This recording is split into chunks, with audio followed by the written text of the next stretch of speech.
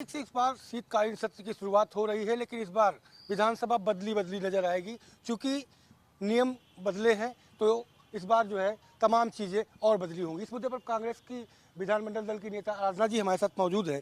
अब की बार आप लोग न तो बैनर, न तो पोस्टर, न तो मोबाइल कुछ नहीं ले जा पाएंगे, नियम बदल गए। देखिए, कुछ नियम तो पुराने ही थे जिनको नए स्वरूप में रखा है उन्होंने, पर आवश्यकता क्यों पड़ती है विपक्ष को किसी भी तरह का विरोध करने की? वजह यह है कि सरकार, खासकर मौजूदा भारतीय जनता पार्टी की सरकार ने जिस तरह की उनकी अपने विपक्ष दलों की आवाज़ को दबाने का हमेशा प्रयास किया है।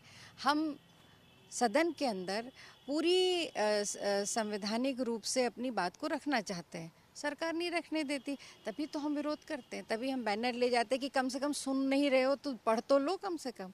तो ये कुछ चीज़ें हैं, और अगर सरकार एक स्वस्थ बहस करेगी, विपक्ष की बात सुनेगी, और विपक्ष की बात क्या है, जनता की आवाज़ है, ये हमारा कर्तव्य है कि हम उसको उठाएं। तो उन बातों को हम सदन में रखना चाहते हैं। सरकार सुने तो हमें आवश्यकता क्या बात की, हमें वेल में आने की क्या ज़रूरत है, हमें बैनर दिखाने की क्या ज़रूरत है। तो ये सब चीज़ें हैं, और सदन में अब की बार जो नई नियमावली आई है उस पर चर्चा होगी। 42,000 करोड़ से भी ज़्यादा का बड़ा बजट सरकार लेके आ रही, एजेंडे पर धार्मिक स्थल।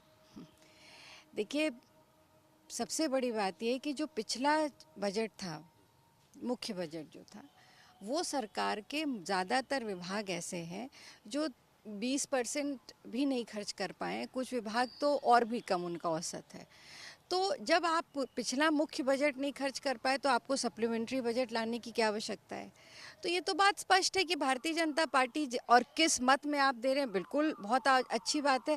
हम सब धर्म से जुड़े हैं, धार्मिक आस्था रखते हैं, सनातन धर्म में हमारी आस्था है, तो धार्मिक स्थलों पे अगर खर्च कर रहे हैं तो उसमें कोई गलत नहीं है। पर चुनाव के पहले ये कौन सा एजेंडा है? और दूसरा, जिस तरह से भारतीय जनता पार्टी इसको एक इशू बना करके चुनाव का कैंपेन बनाना चाहती है, तो अब उत्तर प्रदेश की जनता बहुत कुछ समझ गई है। उसको गरीबों को 2 वक्त की रोटी चाहिए, नौजवान को रोज़गार चाहिए, महिलाओं को सुरक्षा चाहिए। उस पर चर्चा नहीं होगी, बजट उस पर नहीं बढ़ेगा। क्यों नहीं? आप आज अगर राजस्थान सरकार 500 रुपये में सिलेंडर दे रही है तो यूपी की सरकार क्यों नहीं दे सकती है? तो ऐसे बहुत सारे मुद्दे हैं, तो उनको आप जो लोक जन कल्याणकारी योजना है उन पे खर्च करिए बजट। राजस्थान की बात करी, राजस्थान में प्रचार करके आए, आज मतदान चल रहा है, हवा की शोर बह रही है। देखिए, पूर्ण बहुमत से वहाँ पर कांग्रेस की सरकार आने जा रही है।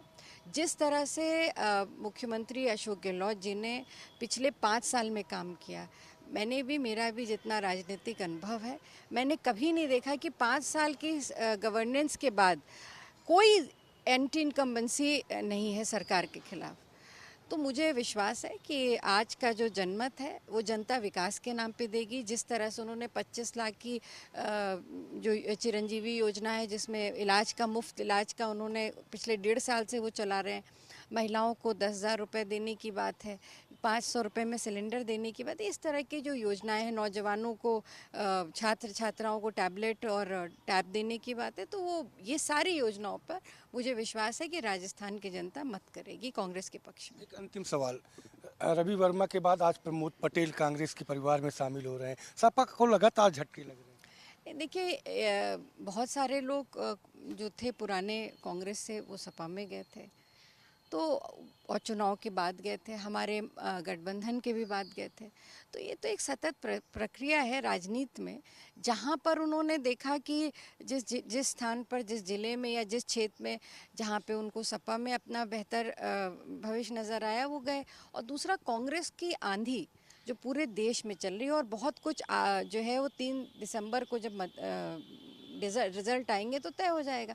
तो ये कांग्रेस की, और ख़ासकर जो इंडिया अलायंस को मजबूत करने की जो एक शुरुआत है, मुझे लगता है कि वो सपा में रहे, कांग्रेस में रहे, ये तो परिवार है, सब परिवार के सदस्य हैं। शुक्रिया हमसे बात करने के लिए। तो सुना आपने कांग्रेस के विधानमंडल दल की नेता आराधना मिश्रा जी को, जिनका साफ तौर पे कहना है कि चुनाव के पहले एक एजेंडे के तहत धार्मिक स्थलों का बढ़ावा जाना कहीं न कहीं राजनीति से प्रेरित है। कैमरा पर्सन अरविंद के साथ संजय प्रताप से, भारत समाचार, लखनऊ।